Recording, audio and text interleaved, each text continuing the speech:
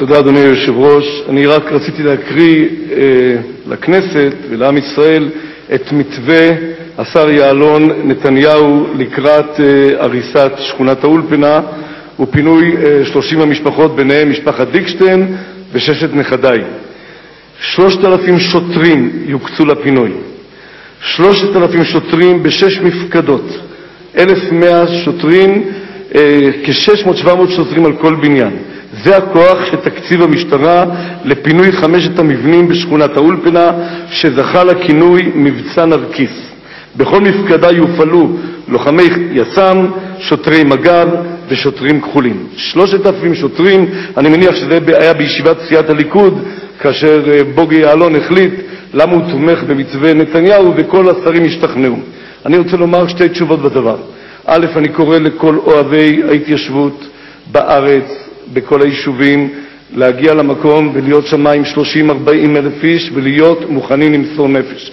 לא נפגע בחייל, לא נפגע בכלי, אבל לא ימנעו מאיתנו למסור את הנפש.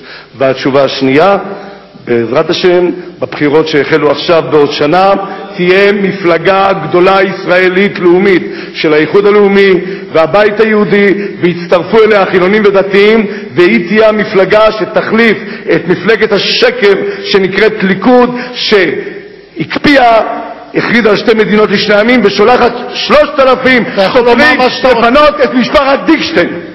אתה יכול לומר כל מה שאתה רוצה, אבל במסגרת הזמן המותר לך. חבר הכנסת אבל לא צריך להתערב בזה. רק לא מלחמת אחים. לא את הנפש, לא תמנעו מאיתנו.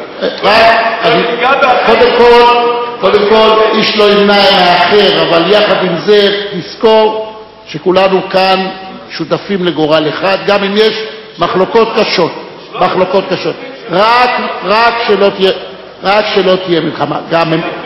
אני לא אומר לך את זה, אני אומר את זה, חבר הכנסת כץ, אני אומר לך את זה, כמו חבר הכנסת איתן, אני אומר את זה לך, כפי שאמרתי זאת לממשלת ישראל.